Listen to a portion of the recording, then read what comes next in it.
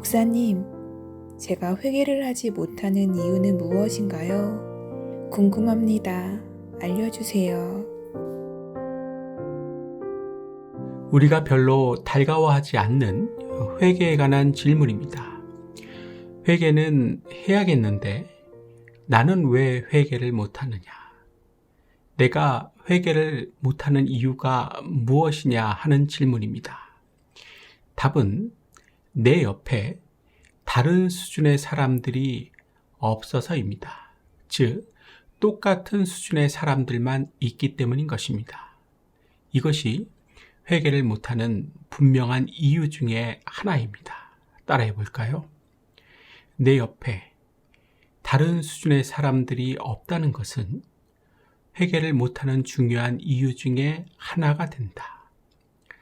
그렇다면 열왕기하 5장 11절로부터 14절 말씀으로 가서 내 옆에 다른 수준의 사람들이 있으면 진짜 회개를 할 수 있는지 확인해 봅시다. 말씀 봅니다. 나아만이 노하여 물러가며 이르되 내 생각에는 그가 내게로 나와서서 그의 하나님 여호와의 이름을 부르고 그의 손을 그 부위 위에 흔들어 나병을 고칠까 하였도다. 다메섹강 아바나와 바르발은 이스라엘 모든 강물보다 낫지 아니하냐. 내가 거기서 몸을 씻으면 깨끗하게 되지 아니하랴 하고 몸을 돌려 분노하여 떠나니 그의 종들이 나와서 말하여 이르되 내 아버지여 선지자가 당신에게 큰 일을 행하라 말하였더면 행하지 아니하였으리이까. 하물며 당신에게 이르기를 씻어 깨끗하게 하라 함이리이까 하니 나아만이 이에 내려가서 하나님의 사람의 말대로 요단강에 7번 몸을 잠그니 그의 살이 어린아이 살같이 회복되어 깨끗하게 되었더라. 우리가 잘 알고 있는 나아만 장군에 관한 이야기지요. 나아만의 수준은 어떻습니까?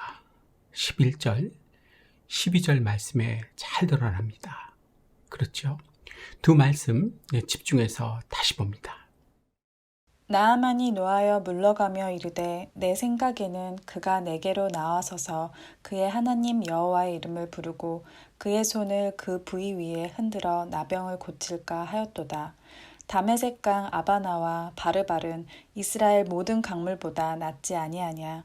내가 거기서 몸을 씻으면 깨끗하게 되지 아니하랴 하고 몸을 돌려 분노하여 떠나니 자신의 생각대로 안 되면 기분이 상해서 분해하고 부르르 떠는 수준입니다. 신경질 나고 짜증나니 집에 가자고 하는 수준입니다. 반면에 옆에 있는 그의 종들의 수준은 어떻습니까? 13절만 다시 봅니다. 그의 종들이 나와서 말하여 이르되 내 아버지여 선지자가 당신에게 큰 일을 행하라 말하였더면 행하지 아니하였으리이까. 하물며 당신에게 이르기를 씻어 깨끗하게 하라 함이리이까 하니 거만한 선지자가 인격을 모독하는 것과 같이 들리는 요단강에 가서 7번 씻어라는 것보다 더한 일을 하라고 해도 살려면 해야 하는 것입니다. 라고 분명하고 정확하게 책망해주는 수준입니다. 맞죠? 사랑하는 성도님들, 군대장관 나아만은 이런 수준의 사람들이 옆에 있어서 산 것입니다. 또 회개한 것입니다. 15절 말씀 이어서 봅니다.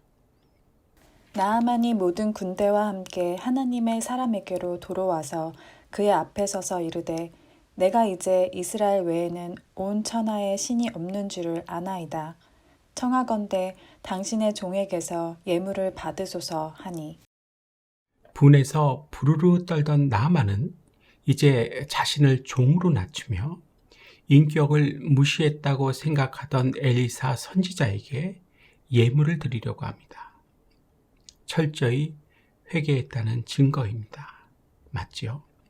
이처럼 내 옆에 어떤 수준의 사람들이 있느냐가 나를 회개하게도 하고 망하게도 하는 것입니다. 따라해 볼까요? 내 옆에 어떤 수준의 사람들이 있느냐가 나를 회개하게도 하고 망하게도 한다. 이번에는 옆에 다른 수준이 아닌 똑같은 수준의 사람들이 있는 경우에는 어떻게 되는지 봅시다. 어떤 수준이라고요? 똑같은 수준입니다.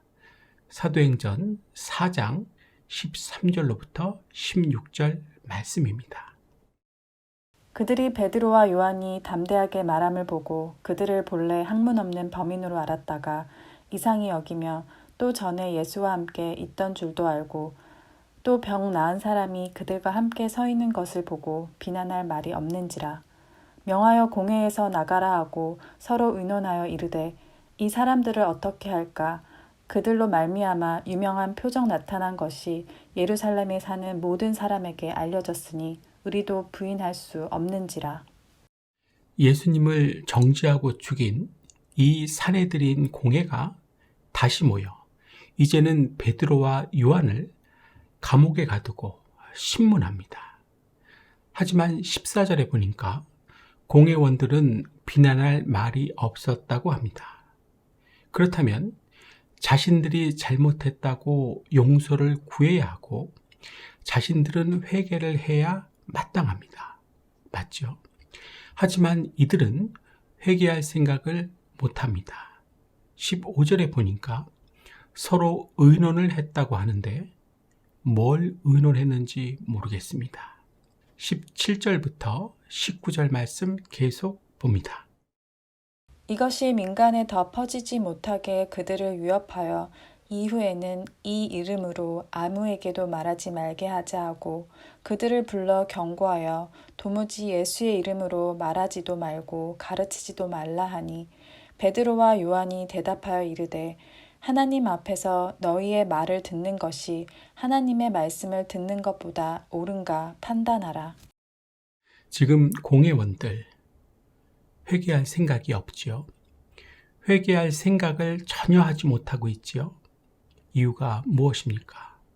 공회 안에는 다 똑같은 수준의 사람들만 있었기 때문입니다. 나만 옆에 있던 종들과 같이 다른 수준의 사람들이 있었다면 이들의 잘못을 일깨워주고 회개할 수 있게 해 주었을 것입니다. 그렇지 않습니까?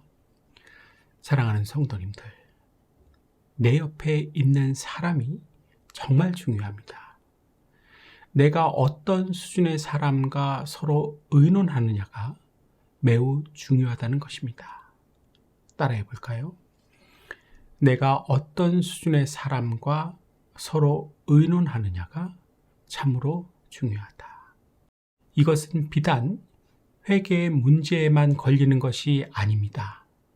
회개를 하고 못하고의 문제를 뛰어넘어 내 인생을 내 뜻과는 관계없이 잔인하게 결정 내려줄 수 있는 문제입니다. 두렵죠? 맞습니다. 두려워해야 하는 것입니다. 사내들인 공회원들과 같은 사람들이 아니라 나만 장군의 종들과 같은 그러한 사람들이 내 옆에 있기를 축복합니다. 그런 사람들하고만 서로 의논할 수 있기를 축복합니다. 아마 여러분들께서는 러디어드 키플링이 쓴 정글북 이야기를 아실 것입니다. 이 이야기와 매우 유사한 일이 실제로 1920년 인도에서 있었습니다. 고아원을 운영하던 잘 싱그라는 분은 숲속에서 늑대에게 길러진 어린 여자아이 둘을 발견한 후 인간의 언어와 생각과 행동을 가르치려고 했는데 결국 실패했습니다. 한 명은 아말라, 다른 한 명은 카말라라는 인간의 이름을 붙여주고 노력했지만 끝내 늑대로 죽은 것입니다. 소위 정글북 이야기의 주인공 모글리의 이름을 딴 모글리 현상의 피해자들이 된 것입니다. 인간이 늑대와 함께 살아서 이렇게 된 것입니다. 인간 옆에 늑대가 있었기 때문에 이렇게 된 것입니다. 내 옆에 누가 있느냐? 내가 의논하는 사람이 누구냐가 이렇게 중요한 것입니다. 이래서 내 옆에 누가 있느냐는 회개를 하고 못하고의 차원이 아닌 내 인생을 이렇게도 저렇게도 정해줄 수 있는 결정적인 역할을 한다는 것입니다. 따라해 볼까요? 내 옆에 누가 있느냐가 내 미래를 정해준다. 사랑하는 성도님들, 이 시간 내 옆에 있는 사람들이 어떠한 사람들인지 확인해 보셔야 합니다. 내가 서로 의논하는 사람이 누구인지를 생각해 보셔야 한다는 것입니다. 하나님께서 지켜주실 수 있기를 축복합니다. 이제 정리를 해 봅니다. 질문이 뭐였습니까? 내가 회개를 못하는 이유는 무엇인가요? 였습니다. 답은요, 내 옆에 다른 수준의 사람들이 없기 때문입니다. 라고 말씀드렸습니다.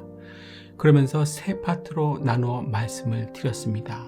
첫 번째 파트는 회개를 못하는 이유 중에 하나, 두 번째 파트는 군대장관 나만, 세 번째 파트는 사내들인 공회원이었습니다.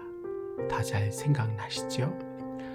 사랑하는 성도님들, 회개에 있어서의 핵심은 하나님의 전적인 은혜입니다. 하나님의 은혜가 나에게 주어져야 회개할 수 있게 됩니다. 그래서 사무엘 선지자와 나단 선지자와 같이 담임 목사님을 통해 회개하라는 선명하고 또렷한 하나님의 말씀을 계속해서 듣게 하시는 것입니다. 제대로 회개할 것이 있기 때문에 이러한 은혜를 내게 주시는 것입니다. 이때 우리의 반응은 어떠해야 합니까? 사울 왕과 같아야 합니까? 아님 다윗 왕과 같아야 합니까? 당연히 다윗 왕과 같아야 하는 것입니다. 행여나 오늘 말씀이 내가 회개를 못하는 핑계와 위안으로 작용하게 해서는 안 될 것입니다. 내 옆에 나랑 똑같은 수준의 사람들만 있다면 다른 수준의 사람들에게로 가십시오. 그래서 그들과 서로 의논하십시오. 그러면 회개할 수 있습니다. 안 끼워준다면 10번이고 100번이고 끼워달라고 하십시오. 또 나의 열심과 진심을 다해 끼워주고 싶은 사람이 되십시오. 이것은 나 스스로 해야 하는 것입니다. 회개하라. 삶을 바꿔라. 더 이상은 그렇게 하지 마라. 이런 식의 똑같은 말씀들이 자꾸만 내 귀에 들려온다면 나 들으라고 하시는 하나님의 분명한 음성으로 들으실 수 있기를 간절히 기도합니다. 오늘은 여기까지 하겠습니다. 여러분 잘 들어주셔서 감사합니다.